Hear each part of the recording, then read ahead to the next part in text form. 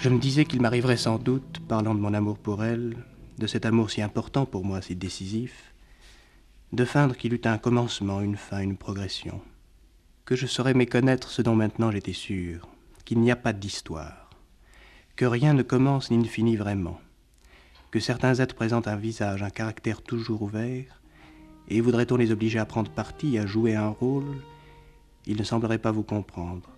Comme si le fait qu'il doit se passer quelque chose alors qu'en réalité il ne se passe rien, était une notion apprise, une image truquée du temps que nous substituons au temps, et qui pour ces êtres immobiles, sans destin, doit paraître ridicule, inopportune.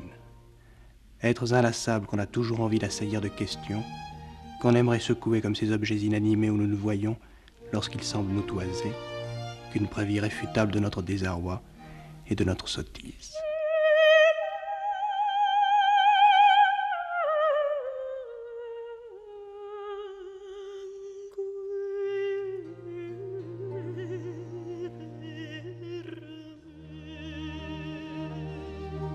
Un hommage pour ouvrir ce book club, la voix du jeune Philippe Solers, qu'il y a un extrait de son tout premier roman, Une curieuse solitude. C'était en 1958, il avait tout juste 22 ans. Critique, essayiste, romancier, Solers n'a jamais cessé d'écrire jusqu'à son dernier roman, Graal, paru l'an dernier. L'écrivain est mort vendredi, à l'âge de 86 ans. Philippe Solers qui disait écrire pour respirer. Eh bien, on va prendre l'air. C'est l'expérience du jour. Dans le book club, nous grimpons au sommet ce midi, sur le toit du monde, l'Everest, si on considère souvent l'exploit physique et sportif. Il ne faut pas oublier que, comme pour la conquête de la Lune, son ascension représente en quelque sorte un Graal. Certaines ascensions sont farfelues, merveilleuses, d'autres riment avec échec et même parfois mensonge. Entre le Tibet et le Népal, en pleine guerre froide, y planter son drapeau est un acte politique. On va réfléchir à tous ces thèmes, à toutes ces questions que cela pose avec la communauté du Book Club, bien sûr, et avec nos invités. France Culture, le Book Club, Nicolas Herbeau. Bonjour Jean-Michel Asselin. Bonjour. Vous êtes journaliste, écrivain et alpiniste. Vous animez chaque semaine une chronique montagne chez nos confrères et amis de France Bleu Isère et Pays de Savoie. Et vous publiez aujourd'hui une histoire de l'Everest aux éditions Glénat. Vous insistez, Jean-Michel Asselin, sur le « une », car vous dites que ce n'est pas vraiment un travail d'historien, bien que très sérieux, mais c'est celui d'un passionné de montagne d'abord. Oui, c'est ça. C'est parce que je me suis senti, non pas une légitimité, mais un rapport à l'Everest très spécial. Je suis allé 5 fois sur cette montagne. Je vous le dis tout de suite, je n'ai pas atteint le sommet. Donc je suis un loser de l'Everest. Mais en revanche, j'ai aimé vraiment être avec elle, avec cette déesse la plus haute. J'ai passé 1 an de ma vie au total sur ses flancs. Et c'était très très étonnant. Vous dites que ces 5 dates, donc 89, 90, 91, 92 et 2003, ont été des bornes étranges du mi-temps de votre vie. Oui. C'est si marquant que ça? Oui, c'est très marquant parce que c'était des expéditions à l'époque où nous partions pendant 2 mois et demi. Il n'y avait pas encore beaucoup de systèmes de communication comme aujourd'hui. Aujourd'hui, au sommet de l'Everest, vous pouvez envoyer un SMS, etc. Ça n'existait pas à l'époque, donc on était quand même assez isolés. Et c'était un moment étrange où on a froid, on respire mal, on n'est pas très bien, on mange mal. Mais en même temps, c'est tellement un univers fantastique, fantastiquement beau, qu'on est, on est pris, on est séduit. Comme tous les gens qui sont allés à l'Everest, voilà, on devient addict.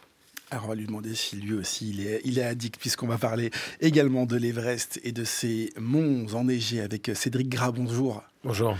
Vous êtes géographe, alpiniste et écrivain également. Vous avez publié Alpiniste de Staline, qui vous a valu le prix Albert Londres, c'était en 2020. Et aujourd'hui, Alpiniste de Mao aux éditions Stock. Et vous le dites d'entrée de jeu, ce n'est pas la suite du premier livre que vous avez écrit, mais c'est difficile de ne pas faire le lien, d'autant que les soviétiques ne sont pas étrangers, évidemment, à cette aventure maoïste. Vous, c'est plus l'aspect historique qui vous intéresse dans l'Everest. Pourquoi vous vous penchez sur ces sujets-là très, très précis? Moi, je n'ai pas du tout le même niveau que Jean-Michel Asselin. Je pratique la montagne de manière amateur. En revanche, effectivement, j'ai peut-être la même fascination, la même passion. Cela dit, voilà, je n'avais pas la légitimité, moi, pour écrire que sur des ascensions. Et ce n'est pas forcément non plus ce qui m'intéresse le plus. Ce qui m'intéressait, effectivement, dans ces deux livres, et j'ai réappliqué le même principe à Alpinistes de Mao, c'était de remettre dans leur contexte géopolitique, voire idéologique, puisqu'il s'agit du communisme en URSS comme en Chine, de remettre dans ce contexte les grandes ascensions des régimes, en l'occurrence, là, pour Alpinistes de Mao, du régime maoïste. Je disais, c'est un peu comme la conquête de la Lune. On a tous en tête ces images et cette bataille durant la guerre froide aussi. C'est le même système de pensée. On veut grimper en haut de l'Everest de la même manière, faire cet exploit et obtenir ce Graal-là. Dans les années 50, les grandes puissances occidentales étaient dans une quête de prestige avec ces ascensions, mais elles étaient loin de leur territoire. Pour les Chinois, pour le régime de Mao, moi, il m'a semblé que là, on était dans quelque chose alors de prestigieux aussi. Bien sûr, il s'agissait d'affirmer la supériorité de l'homme socialiste, mais on était dans une occupation du territoire. C'était de la géographie politique. Où passait la frontière dans l'Himalaya? La Chine venait d'envahir le Tibet. Et elle contestait les frontières héritées de l'Empire britannique avec le Népal, avec l'Inde. Et aujourd'hui encore, vous avez des escarmouches en Himalaya à très haute altitude entre l'armée chinoise et l'armée indienne. Oui, il y a des escarmouches, par exemple, sur un col qui s'appelle le Langpa.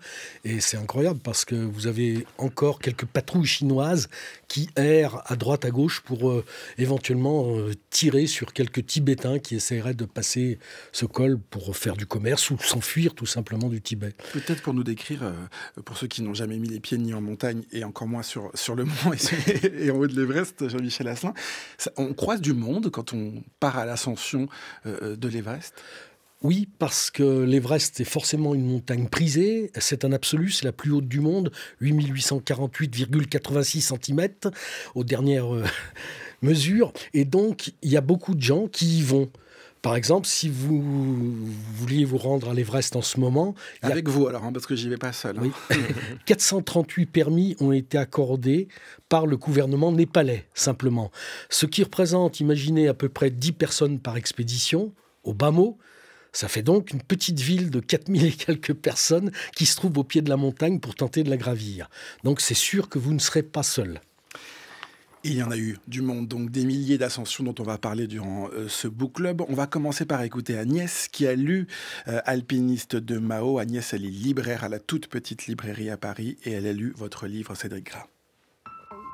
Bonjour, c'est Agnès de la toute petite librairie. J'ai lu Alpinistes de Mao et à chaque page, je n'ai cessé de m'exclamer de ce que je lisais. Tantôt incrédule, tantôt hilar, souvent terrifié, admiratif parfois. J'imaginais ces alpinistes débutants partant pour la gloire de Mao à l'assaut de la face nord réputée imprenable de l'Everest. J'ai ressenti l'ambiance d'une époque, mieux saisi les enjeux géopolitiques de la guerre froide, appliqués à l'Himalaya. Cédric Gras connaît bien ces paysages du Népal, du Tibet et de la Chine, et le récit y gagne vraiment en chair et en profondeur. J'ai enfin eu l'impression de lire un véritable polar avec son lot de victimes, de mensonges et d'indices à recueillir, à recouper et à contester. Car, finalement, ont-ils été les premiers à réussir cette ascension, les alpinistes de Mao? Rien n'est moins sûr. Et vous, qu'en pensez-vous, Cédric Gras? Est-ce qu'ils ont été les premiers alors? Parce que en fait la question est la suivante. Dans Alpinistes de Mao, vous racontez comment deux ouvriers, vous allez nous les décrire et nous les présenter, qui n'ont jamais vu de montagne de leur vie, ont donc été choisis par le Parti communiste chinois, pas seulement pour grimper au sommet de l'Everest, mais ils ont une tâche très précise à accomplir, ils emmènent des choses avec eux. Ils ont un buste de Mao dans leur sac à dos. En 1960, la Chine, qui vient d'envahir le Tibet, se retrouve avec la plupart des 8000 et 14 sommets les plus hauts du monde sur son territoire. Ils sont souvent frontaliers avec l'Inde, le Népal, mais le Pakistan aussi d'ailleurs. Mais elle se fait évidemment un objectif que de planter son drapeau sur tous ces sommets, à commencer par l'Everest. Et la face nord, à l'époque, la voie nord plutôt de l'Everest. Et alors vierge, j'aime pas dire ça, je sais pas ce qu'en pense Jean-Michel, parce qu'il y a eu des tentatives, elles n'ont pas abouti, mais il y a quand même des gens qui sont allés qui sont allés mourir sur cette voie. Et donc il y a un enjeu de prestige très fort. Il faut monter à l'Everest. Et donc en 1959, il devait y aller. Et puis les troubles, les soulèvements de Lhasa, la fuite du Dalai Lama empêchent cette ascension qui aurait dû avoir lieu sous la houlette des Soviétiques. Et en 1960, ils y vont. vont tout seuls. Et on a un récit de cette ascension qui est assez étrange, pollué par la propagande. Et donc, pour répondre rapidement, mon sentiment personnel, c'est qu'à l'époque, ils ne sont pas montés jusqu'au sommet. Mais Jean-Michel n'est pas d'accord, je crois. Alors, c'est pas que je suis pas d'accord, je dis c'est possible qu'ils aient grimpé. Pas quand on lit leur récit, parce que leur récit est tellement fantaisiste. Vous avez quand même un type qui, à un moment, se met nu-pied à 8500 mètres pour gravir une dalle de 3 mètres. Il y passe plusieurs heures. Ils arrivent au sommet à 3 heures du matin. Ça me paraît un peu exagéré. Mais pourquoi pas ? Pourquoi pas ? En tout cas, il n'y a pas de buste de Mao au sommet. Ça, c'est clair. Et on n'oubliera pas que quand même en 1924, Mallory et Irvine sont peut-être, eux, montés au sommet. On ne sait pas, on ne sait rien de tout ça. Peut-être qu'un jour, on retrouvera le fameux appareil photo avec les documents qui attesteraient de l'ascension victorieuse de ces deux Anglais. Ce qui est intéressant, on va parler des Anglais dans un instant, évidemment. Et ce qui est intéressant, et ce que vous dites, c'est qu'il y en a eu une en 1975 d'ascension par les Chinois, qui a été beaucoup plus documentée que celle dont il faut parler au conditionnel, comme dit Jean-Michel Asselin, de 1960. Qu'est-ce que ça représente ? Il fallait cette idée d'être les premiers à grimper tout là-haut ? C'est les premiers par la voie nord, parce qu'en 1953, Hillary et Tenzing, dans une expédition britannique, sont arrivés au sommet. Et en 1956, je crois, les Suisses ont fait la deuxième ascension. Donc, ça aurait été au conditionnel la troisième, mais la première par cette fameuse voie nord sur laquelle tout a commencé. Les premières expéditions à l'Everest ne se passent pas côté népalais, mais se passent côté tibétain, qui n'était pas à l'époque chinois. Donc c'était une ascension politique, c'est une façon aussi de mettre en avant l'idéologie maoïste ? Oui, mais pas que. Il y a aussi, on avance les pions très concrètement, on met le drapeau, on repousse les bornes du territoire chinois. Il faut savoir qu'en 1960, en mai 1960 exactement, en même temps, sur l'autre versant, côté népalais, c'est une expédition indienne qui est en train de faire la même chose, d'essayer de planter le drapeau indien au sommet de l'Everest, sachant que le Népal est dans le giron indien et que l'Inde considère ça comme sa zone d'influence. Donc vous avez vraiment New Delhi et Pékin là, qui étaient en train, au même moment, jour pour jour, sur chaque versant, en train d'essayer d'arriver le premier là-haut. Et on dit, j'ai pas pu le vérifier, mais on murmure que les Chinois avaient, par exemple, à côté du buste de Mao, dans le sac à dos, avaient un pistolet au cas où ils rencontraient là-haut les Indiens. Comment vous arrivez, Cédric Gras, à vous intéresser à ces deux hommes dont on va citer le nom ? Xu Jing, c'est l'un des deux premiers alpinistes. Le second s'appelle Liu Lianman. Comment vous arrivez, vous, à vous saisir de leur histoire ? C'est un choix que j'ai fait de narration, parce que très rapidement, je me suis retrouvé avec une foultitude de, permettez-moi le néologisme, de noms. Ce sont des ascensionnistes qui ne sont pas passés à la postérité. Donc, j'ai fait ces choix-là pour deux raisons. D'abord, parce que j'ai retrouvé sur eux beaucoup plus de documentation que sur d'autres. C'est la première chose. Ensuite, parce qu'ils traversent toute cette période. Donc, à partir du début des années 50, ils sont les premiers alpinistes chinois choisis par le régime, envoyés en URSS pour être formés. Et ils vont ensuite participer donc, aux expéditions à l'Everest, à l'ascension du Shishapangma, qui était le dernier 8000 vierges. Et pour cause, il était en territoire chinois, tibétain intégralement, et donc les Occidentaux ne pouvaient pas y aller, ni les Japonais d'ailleurs. Et donc ensuite, ils vont d'ailleurs, c'est ça qui m'a fasciné dans leur histoire, c'est aussi pour ça que j'ai commencé à écrire, c'est ça qui m'avait décidé à écrire Alpiniste de Staline. Ils vont être rééduqués en remerciement de tous leurs exploits. Ils vont terminer dans des camps de rééducation pendant la révolution culturelle. Et puis, donc ils ont vraiment fait partie de cette génération pionnière et ils traversent toute cette époque. C'est pour ça que je les ai choisis. C'est surprenant que leur nom ne soit pas resté dans la postérité, Jean-Michel Asselin ? Non, c'est pas très surprenant. Il y a beaucoup de gens dont les noms ne sont pas restés dans la postérité, malheureusement. Mais voilà, quoi. Même les noms de ceux qui ont réussi en 75... heureusement qu'il y a eu cette femme, cette Tibétaine qui s'appelle Pantog, qui du coup a failli être la première femme au sommet de l'Everest, mais qui a malheureusement été battue, si on peut dire, par Junko Tabei, une japonaise qui est montée 8 jours avant elle au sommet de l'Everest et qui est donc devenue la première femme à gravir le toit du monde. Vous dites, Jean-Michel Asselin, à propos de cette ascension de 1960, qu'il y a très peu de photos. Les photos sont très rares. Ces photos, à l'époque, on ne pensait pas à prendre des photos quand on grimpait, quand on faisait l'ascension de l'Everest. Alors, on a toujours pensé à prendre quand même des photos. parce que on savait bien qu'il fallait documenter. C'était le cas déjà en 1924 pour Mallory et Irvine. Ils avaient un petit appareil photo. Donc tout le monde a toujours tenté de prendre des photos. Mais il faut bien savoir que c'est un peu compliqué de sortir un appareil qui, à l'époque, n'est pas un appareil numérique, c'est un argentique. Il faut enrouler la pellicule, faire des réglages. Je peux vous garantir qu'avec des moufles, par une température de moins 30 et un vent de 100 km/h, faut avoir le moral. Puisqu'on parle de photographie, Cédric Gras, si vous nous présentez ces deux alpinistes, ils ont une histoire assez commune. Ce sont des anonymes qui ont été choisis donc par ce parti communiste chinois. Et vous dites par ailleurs que la première photo de Xu Jin ne le montre même pas en Chine, mais justement à Moscou, en 1955, avec d'autres jeunes Chinois. Ils sont sur la place Rouge. Oui, ce sont des néophytes. Les Chinois n'ont pas d'alpinistes à l'époque. Et donc, la nécessité de grimper à l'Everest, ça nécessite aussi de former les premiers himalayistes. Et on va chercher des gens, alors de manière assez idéologique, on choisit des prolétaires, souvent, qui sont redevables au régime et à la Révolution. Il y a plus de zèle qui émane de ces gens-là que peut-être de ceux qu'on appelait les droitiers, qui auraient pu être meilleurs ou qui auraient eu la chance de pratiquer l'alpinisme parce qu'ils étaient d'extraction plus aisée. Donc ces gens-là qu'on envoie en URSS sont ensuite ceux qui vont former les premières cordées à l'Everest.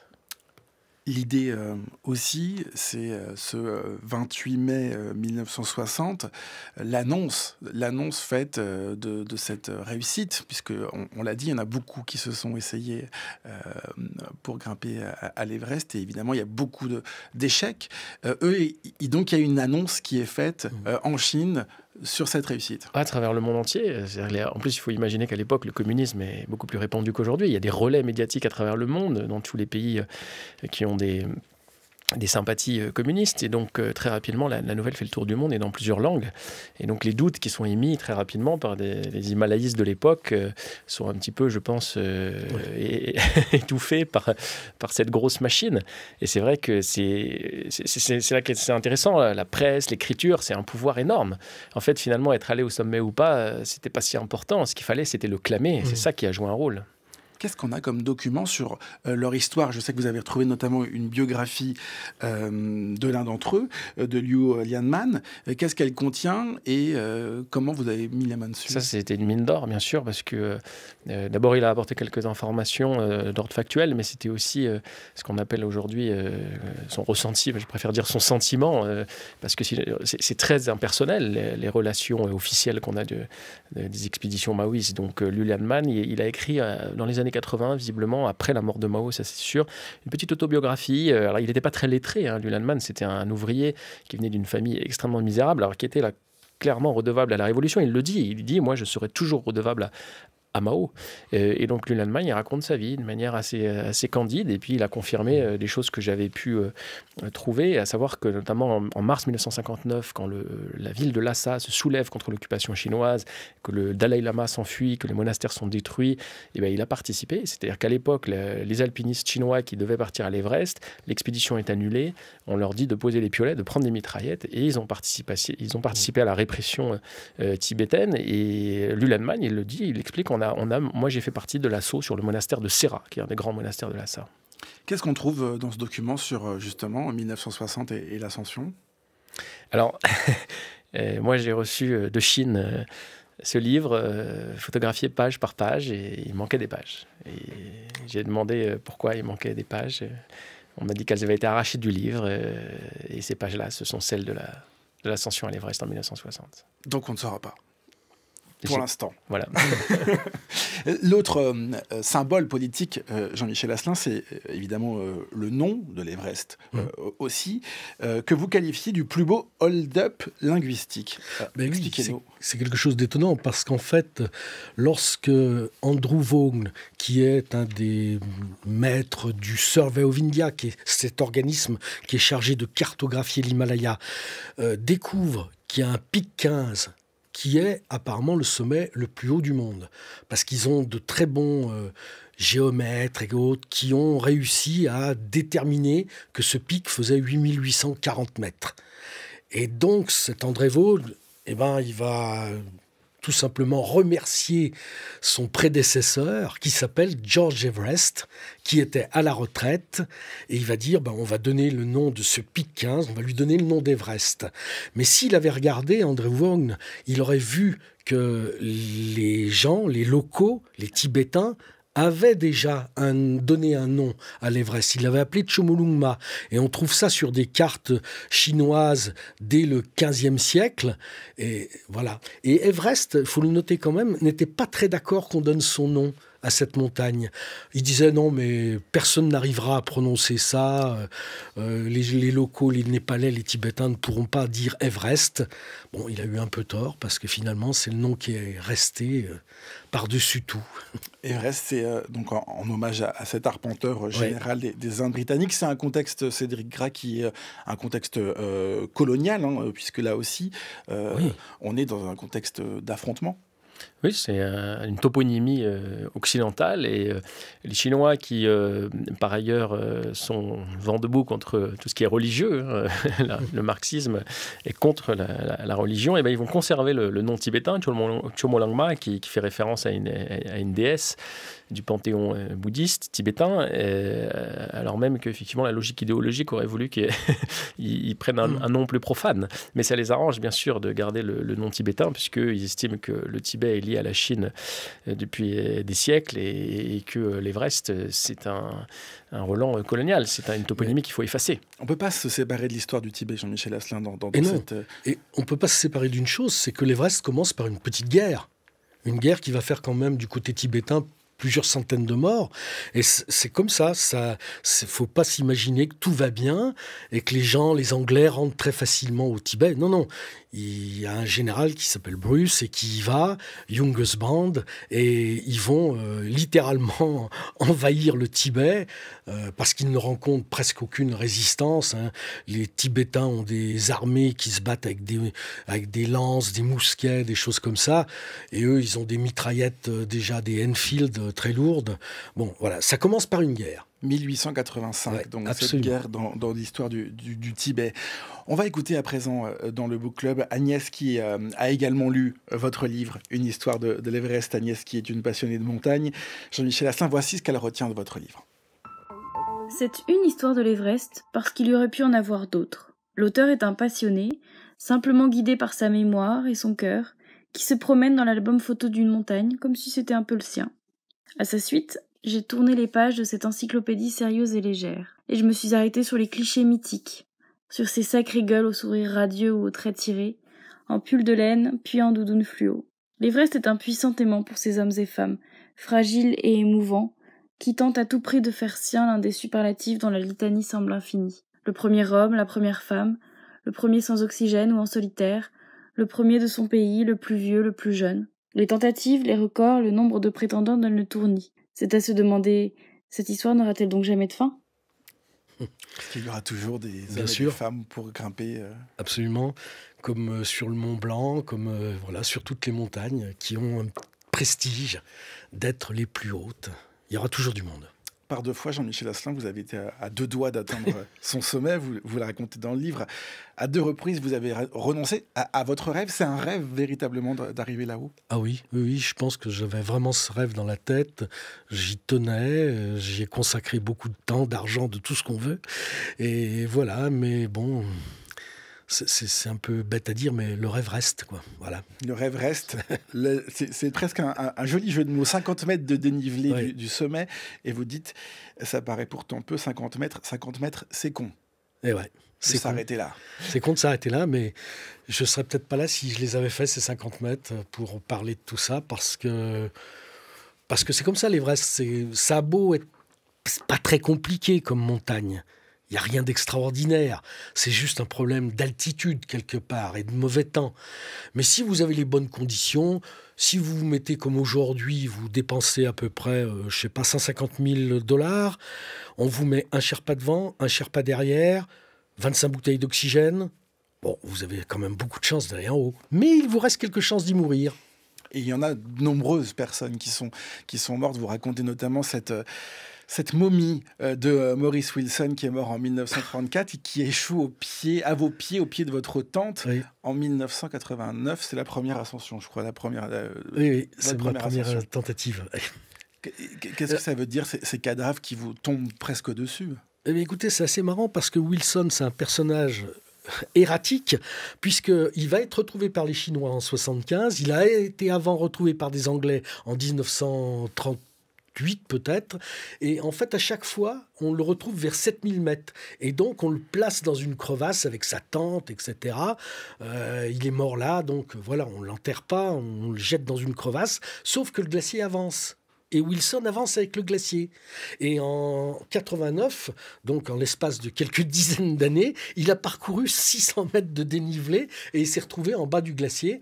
Et effectivement, un matin, à côté de ma tente, je vois une espèce de tas un peu bizarre. J'ai d'abord cru que c'était un yak qui était là, couché. Et puis non, je me suis rendu compte que c'était bien un personnage.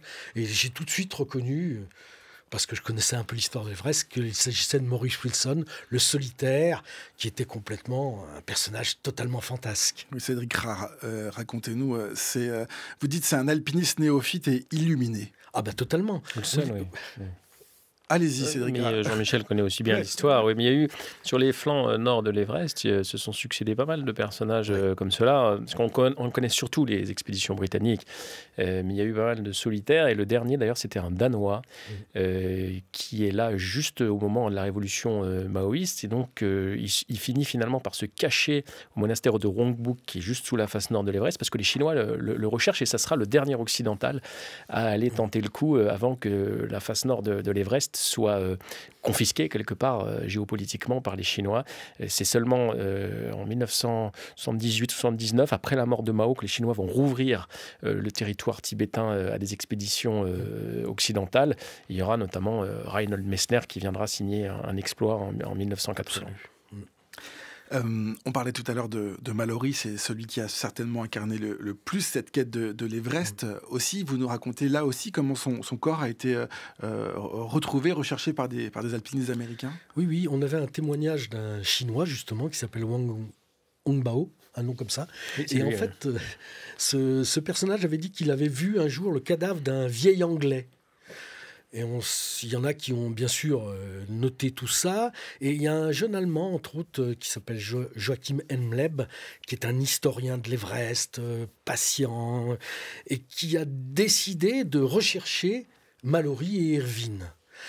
Et donc, il avait à peu près la zone décrite par le Chinois en question. Et effectivement, en 1999, il y a une équipe menée par Konrad Anker, un Américain, qui sont, à un moment, tombés sur un corps qui était couché dans la neige. On aurait dit presque une statue de marbre, c'est incroyable. Il avait le dos tout blanc, il était légèrement dénudé.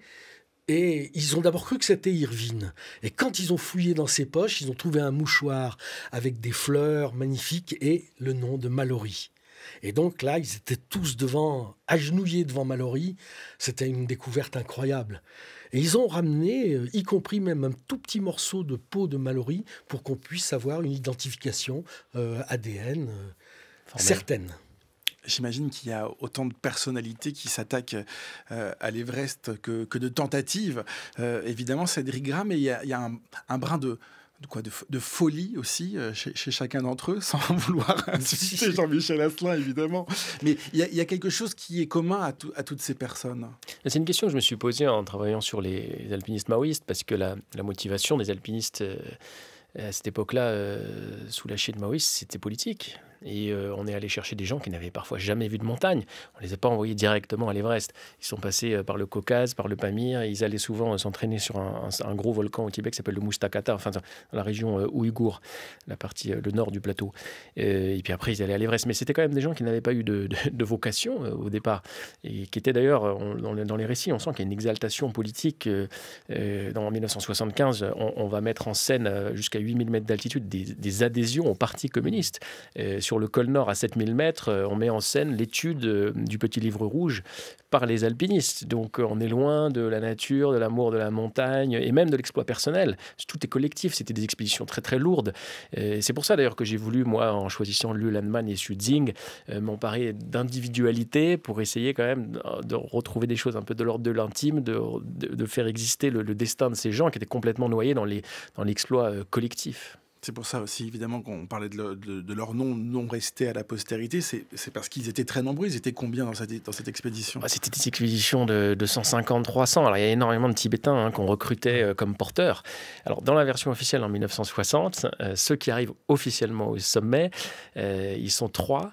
Il y a un Tibétain. Il s'appelle Gompo. Et d'ailleurs, il est toujours vivant. C'est le dernier. Et en 2008, c'est lui qui portait la flamme olympique dans les rues de Lhasa pour les Jeux olympiques en Chine. Et il était là avec 2 Chinois de l'ethnie Han, enfin je ne sais pas comment on peut les appeler, des authentiques chinois, en tout cas les colonisateurs du Tibet. Et donc c'est ce trio-là qui a été mis en scène dans les récits et dont on ne sait pas s'ils sont montés ou pas en réalité. Ce qui est aussi intéressant, on parlait tout à l'heure du nom de l'Everest, qui a aussi un symbole très, très politique, mais il y a aussi la taille et la difficulté en permanence de mesurer ce mont Everest et aussi presque de le faire grandir, si je puis dire, Jean-Michel Asselin. Oui, en général, on évite de le diminuer. Ouais. Et donc, alors c'est devenu un peu un jeu parce que de la même façon qu'on mesure systématiquement le Mont Blanc, eh bien, on mesure l'Everest régulièrement. Alors, il y a toutes les façons de le mesurer. Il y a du satellite, il y a plein de choses. Il y a de la triangulation depuis le sol. C'est ce qu'avait fait donc Andrew Vaughn en 1875. Ils avaient carrément des espions qui, déguisés en moines, utilisaient des systèmes pour trianguler la montagne. C'était extraordinaire. Alors maintenant, c'est un petit peu plus basique. On a le GPS, on a tout ça. Donc voilà, on le mesure. En espérant qu'il ne baisse pas trop. Qu'est-ce que ça change s'il augmente? Notamment, ça change le prix, je crois, pour l'ascension, c'est ça? Ah bah oui. Plus c'est haut, plus c'est cher. Non, en réalité, les Chinois étaient un tout petit peu plus bas que les Népalais concernant les royalties du sommet, qui s'élèvent au Népal à peu près à $10,000 par personne. Ça, c'est un permis d'ascension. Ça, c'est un permis, c'est-à-dire que vous n'avez rien. Vous avez un ticket pour monter sur la montagne, c'est tout. Mais aucune infrastructure, rien.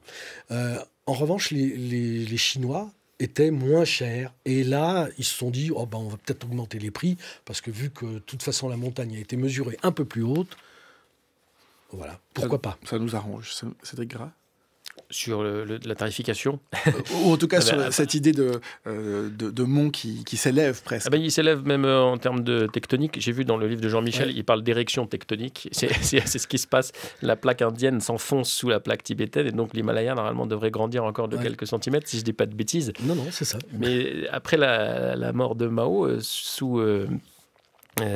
comment s'appelait Deng Xiaoping, on commence à commercialiser l'Everest, ce qu'on ne faisait pas avant, et d'un coup l'Everest devient une source de devises, et c'est toujours un petit peu le cas côté chinois pour les expéditions occidentales, donc ce sont des tarifs assez importants effectivement. Jean-Michel Asselin, à la fin de votre livre, vous racontez les nombreuses bonnes âmes qui veulent débarrasser l'Everest des déchets laissés par plus de 70 ans d'expédition. Et vous citez notamment l'étonnante Marion Chéniaud-Dupuis. C'est quoi son histoire? Qu'est-ce qu'elle fait? Alors, c'est une jeune femme qui a vécu au Tibet pendant plusieurs années. Il n'y en a pas beaucoup. Et elle n'était pas vraiment alpiniste ou autre, mais elle s'est lancée à la quête de l'Everest, et elle a gravi l'Everest une première fois. Elle y est retournée 2 autres fois, mais avec l'idée, effectivement, de débarrasser la montagne d'un certain nombre de déchets, etc. Qu'est-ce qu'on y trouve? Ce que laissent les alpinistes? Alors, on y trouve tout ce qu'on jette, comme dans les bronzés font du ski, la neige recouvrira tout. Voilà, les gens jettent pas mal. Faut pas non plus exagérer, c'est pas non plus une poubelle. Mais c'est vrai qu'il y a des vieilles bouteilles d'oxygène, de moins en moins parce qu'elles sont consignées désormais. Il y a des bouteilles de gaz, il y a des tentes qui sont réduites à l'état de charpie, et puis il y a des cadavres. Il y a quand même presque 300 personnes qui sont mortes sur l'Everest et toutes ne sont pas redescendues, comme Wilson. L'Everest, raconté par Jean-Michel Asselin, une histoire de l'Everest. C'est aux éditions Glénat. Merci d'être venu dans le studio du Book Club. Merci à vous, Cédric Gras, également. Merci. Votre récit Alpiniste de Mao est disponible aux éditions Stock. Et j'ajoute que vous serez d'ailleurs l'invité du festival Étonnant Voyageur. C'est à Saint-Malo et ça se déroule les 27, 28 et 29 mai prochains. Merci à tous les deux d'avoir accepté cet échange. Dans un instant, l'épilogue du Book Club, mais d'abord, voici les quadritèmes de la semaine avec Charles Danzig. Quand on n'est pas en forme, 2 solutions. Premièrement, écouter des chansons de Lana Del Rey pour se bercer de mélancolie. Deuxièmement, contredire cette mélancolie en lisant un dictionnaire d'injures.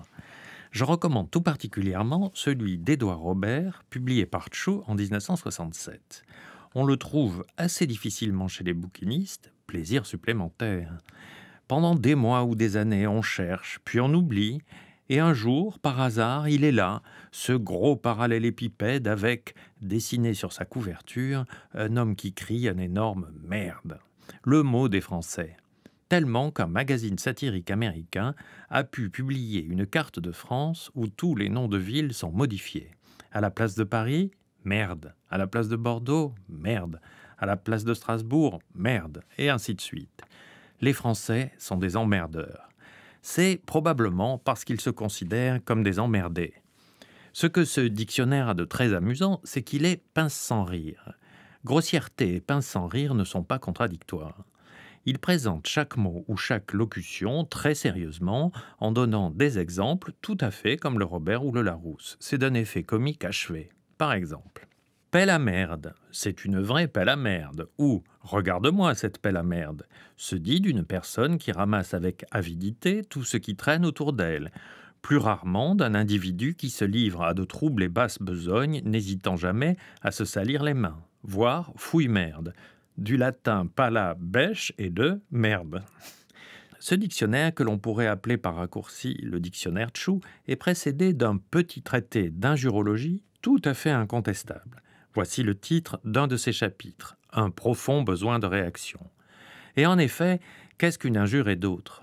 Une injure n'est pas nécessairement insultante, c'est une hyperventilation. On suffoque d'indignation, on a très vite besoin de déboucher son moi par une parole qui fuse comme un bouchon. Une des injures envers les politiciens les plus réussies a été muette. L'auteur a né Zodaxa, un anarchiste français de la belle époque de l'anarchisme en France, les années 1890. Aux élections législatives de 1898, Zodaxa a présenté le candidat officiel de son journal La Feuille, un âne qu'il a promené dans Paris pour le faire bien connaître aux électeurs. Quand on a vu certains candidats, chacun mettra un nom à son goût, celui-ci n'était pas le pire. Les quadritèmes de Charles Danziga retrouvés sur franceculture.fr et sur l'application Radio France.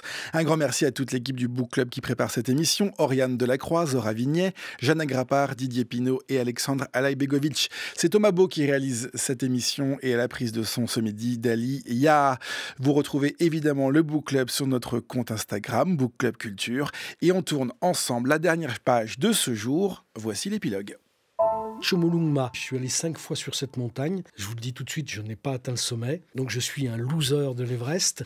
Mais en revanche... Ils ont un buste de Mao dans leur sac à dos. Oui, mais pas que. Ils avaient un petit appareil photo. Oui, mais pas que. On murmure que les Chinois avaient un pistolet au cas où ils rencontraient là-haut les Indiens. Oui, mais pas que. Et eux, ils ont des mitraillettes très lourdes. Oui, mais pas que. On vous met un Sherpa devant, un Sherpa derrière. Oui, mais pas que. 25 bouteilles d'oxygène. Sauf que le glacier avance. Oui, mais pas que. C'est un peu bête à dire, mais le rêve reste, quoi. Voilà.